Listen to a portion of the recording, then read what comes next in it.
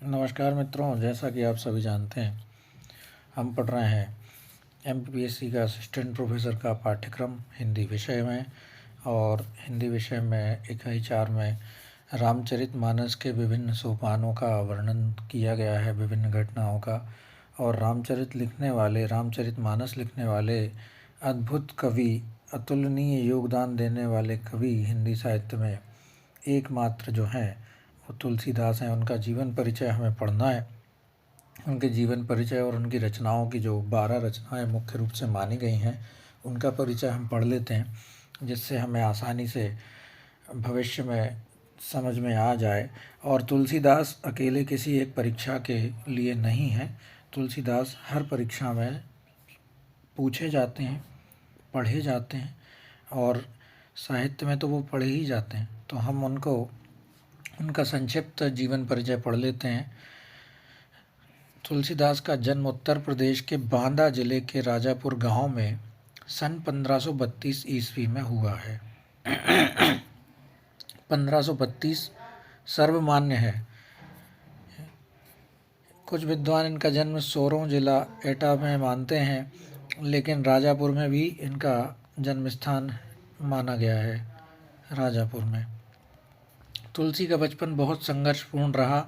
जीवन के प्रारंभिक वर्षों में ही माता पिता से विछोह हो गया। कहा जाता है कि गुरु कृपा से इन्हें राम भक्ति का मार्ग मिला। वे मानव मूल्यों के उपासक थे। राम भक्ति परंपरा में तुलसी जी का योगदान अतुलनीय है। रामचरितमानस कवि की अनन्य राम भक्ति और सृजनात्मक कौशल का मनोरम उदाहरण है। उनके राम मानवीय मर्यादाओं और आदर्शों के प्रतीक हैं, जिनके माध्यम से तुलसी ने स्नेह, नीति, शील, विनय, त्याग जैसे उदात्त आदर्शों को प्रतिष्ठित किया है। रामचरितमानस उत्तरी भारत की जनता के बीच बहुत लोकप्रिय है। मानस के अलावा कवितावली, गीतावली, दोहावली, कृष्ण गीतावली, विनय पत्रिका आदि उनकी प्रमुख रचनाएं हैं। अवधी और ब्रज दोनों भाषाओं पर उनका समान अधिकार था। सन 1623 में काशी में उनका देहावसान हो गया। संवत के अनुसार 1589 संवत और 1680 संवत। जन्म 1589, मृत्यु 1680। तुलसी ने रामचरितमानस की रचना अवधी में और विनय पत्रिका कवितावली की रचना ब्रज भाषा में की है। उस समय प्रचलित सभी काव्यों को तुलसी की रचनाओं में देखा जा सकता है। काव्य रूपों को तुलसी की रचनाओं में देखा जा सकता है। रामचरितमानस का मुख्य छंद चौपाई है। बीच बीच में दोहे, सोरठे, हरिगीतिका और अन्य छंद पिरोए गए हैं। विनय पत्रिका की रचना गेय पदों में हुई है। कवितावली में सवैया और कवित्त छंद की छटा देखी जा सकती है। उनकी रचनाओं में प्रबंध और मुक्तक दोनों प्रकार के उत्कृष्ट रूप हैं। रचनाओं के बारे में थोड़ा विस्तृत और पढ़ लेते हैं। तुलसी के 12 ग्रंथ प्रमाणिक माने गए हैं। तुलसी के 12 ग्रंथ प्रमाणिक माने गए हैं, जिसमें 5 ग्रंथ अति प्रसिद्ध हैं: रामचरितमानस, विनय पत्रिका, कवितावली, गीतावली और दोहावली। इसके अतिरिक्त 7 ग्रंथ और भी हैं: पार्वती मंगल, जानकी मंगल, वैराग्य संदीपनी, कृष्ण गीतावली, बरवय रामायण, रामलला, नहछु, रामाज्ञा प्रश्नावली। इनमें से 4 ग्रंथ की चर्चा यहाँ संक्षिप्त परिचय में दिया गया है। संक्षिप्त परिचय देख लेते हैं हम। रामचरितमानस सबसे महत्वपूर्ण ग्रंथ है। रामचरितमानस में रचित रामकथा पर आधारित महाकाव्य है। अवधी में रचित है। इसकी भाषा जो है अवधी है, याद रखिएगा। इसकी रचना 1574 ईस्वी में अयोध्या में आरंभ हुई। इसका अंतिम भाग काशी में समाप्त हुआ। यह 7 कांडों का प्रबंध काव्य है। भारत में अधिकांश प्रांतों में तथा उत्तर भारत में इस ग्रंथ की अधिक से अधिक लोग पढ़ते हैं, और इसको रचने में 2 वर्ष 7 महीने और 26 दिन लगे। ये बहुत महत्वपूर्ण है, याद रखिएगा। 2 वर्ष 7 महीने 26 दिन लगे। और संवत के हिसाब से 1632 1631 में इसको लिखना प्रारंभ हुआ था। तो ये याद रखिएगा और इसके 7 कांडों के नाम भी याद रख लीजिएगा। वो हम लिख के देख लेते हैं क्या क्या नाम है। पहला तो बालकांड है, बालकांड के बाद में है अयोध्या, अयोध्या के बाद में है अरण्य। मुँह ज़ुबानी याद होना चाहिए, क्वेश्चन बनेंगे। बाल, अयोध्या, अरण्य, किष्किंधा,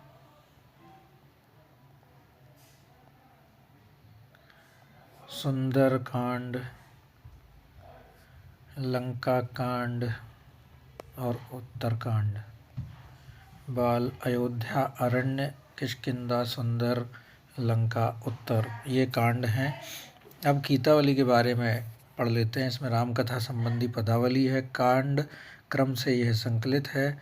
सूर सागर के अनुकरण पर इसकी रचना हुई है, ये महत्वपूर्ण है। सूर सागर के अनुकरण पर तुलसी ने कौन सी रचना की, ये पूछ लिया जाता है। गीतों में कथा की पुनरावृत्ति दिखाई पड़ती है। विनय पत्रिका क्या है? विनय पत्रिका के पद की संख्या याद रखिएगा, 279 पद हैं। यह राम के चरणों में भेजी जाने वाली गीतात्मक अर्जी के रूप में प्रस्तुत है। इसमें तुलसी की साधना का आदर्श, कला और भावनाओं का सहज सौंदर्य दर्शनीय है। यह रचना सर्वश्रेष्ठ आत्मनिवेदनात्मक साहित्य रूप है। इसका प्रत्येक पद भक्ति रस से उत्प्रोत है। कवितावली, इसमें राम और कथा तथा संबंधी पदावली के साथ कवि ने जीवन का युग को समझने के लिए महत्वपूर्ण प्रसंगों की अवतारणा की हुई है। महामारी, शरीर पीड़ा, मृत्यु से पहले का कष्ट वर्णित है कवितावली में। कवितावली में ही हनुमान बाहुक है। इसमें कविता सवैया शैली में वर्णित है, सवैया शैली में वर्णित है। रामाज्ञा प्रश्न क्या है? 7 सर्गों की यह रचना है। कुल 343 पद हैं। याद रखना है, ये सब पदों की संख्या पूछी जाती है, नेट के एग्ज़ाम में पूछ ली जाएगी। इसमें पूरी रामकथा प्रस्तुत की गई है। इसमें सीता की धरती प्रवेश की कथा वर्णित है। रामलला नहचू, इसमें राम विवाह के अवसर का गीत है। राम विवाह के अवसर पर उपस्थित प्रजाजनों के हाव भाव का सुंदर वर्णन है। इसकी भाषा भी अवधी है। पार्वती मंगल रामकथा संबंधित पदावलियाँ हैं। पार्वती और शिव का विवाह है। 1643 विक्रमी संवत इसका समय है और यह एक खंड काव्य है। मंगल काव्य व विवाह काव्य भी कहा जाता है। जानकी मंगल में समय है 1643 विक्रमी संवत। राम सीता का विवाह है। वाल्मीकि रामायण के अनुकूल इसका वर्णन है। जानकी मंगल का वर्णन वाल्मीकि रामायण के अनुकूल है। दोहावली है। समय समय पर लिखे गए दोहों का संग्रह। इस रचना का काल 1626 संवत से 1680 संवत तक माना जाता है। इतना लंबा काल है इसको, क्योंकि लगातार दोहे लिखते रहे और उनका संकलन इसमें कर दिया गया। मुक्तक काव्य की सफलता इसमें देखी जा सकती है। यह ब्रजभाषा की एक सफल कृति है। बरवय रामायण क्या है? 1669 में लिखा गया है, 1669 संवत। यह कवि के द्वारा समय समय पर बरवय छंदों का संग्रह मात्र है। बरवय रामायण बरवय छंदों में लिखी गई रामायण समझ लीजिए। भक्ति रस से संबंधित पद हैं। भाषा अवधी है। वैराग्य संदीपनी कुल 62 छंदों की छोटी सी रचना है। मुक्तक काव्य कहा गया है। शांत रस प्रमुख है। पूछा जा सकता है वैराग्य संदीपनी में कौन सा रस प्रमुख है? निर्गुण और सगुण की एकता प्रतिपादित है। इसकी भाषा ब्रजावधि है। कृष्ण गीतावली, इसमें पदों का संग्रह है। ग्रंथ संवत 1643 से 1650 के बीच निर्धारित किया गया इसका रचना काल। इसमें वात्सल्य और श्रृंगार रसों का प्राधान्य है। कवि ने 61 पदों में कृष्ण की बाल लीलाओं का गान किया है। इसकी भाषा ब्रज है। अब एक ट्रिक और बता देते हैं। जिन जिन रचनाओं में ई की मात्रा आखिरी जो शब्द है, जैसे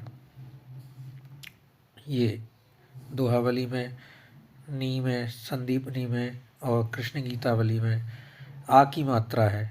ई और आ की मात्रा, जैसे विनय पत्रिका। 6 रचनाएं ऐसी हैं जिनकी ब्रज भाषा है और 6 अवधि हैं। तो ब्रज भाषा का याद रख लीजिएगा, बाकी की अवधि की याद हो जाएगी। भाषा का अगर पूछते हैं तो ब्रज भाषा उनकी होगी जिनके अंतिम शब्द में ई की मात्रा होगी या आ की मात्रा होगी। गीतावली, कवितावली, दोहावली, विनय पत्रिका, ये सब ब्रज भाषा की रचनाएं है ना। तो ऐसे याद आपको रह जाएगा। बाकी जो ई और आ की मात्रा नहीं है जिनके अंत में, उनको अवधि भाषा का माना जाएगा क्या है ही वो। तो ऐसे आप याद रख सकते हैं। तो ये था मित्रों तुलसीदास जी का जीवन परिचय। आपको याद हुआ कि नहीं हुआ देख लीजिएगा। आपको समय बहुत अच्छे से समझाने का प्रयास किया है, समय दीजिएगा, इसको थोड़ा सा समझिएगा किस प्रकार से आपको याद करना है। इनका संवत, जन्म और मृत्यु का संवत याद करिएगा और इनकी रचनाएं 12 जो हैं वो याद कर लीजिएगा। धन्यवाद बहुत बहुत।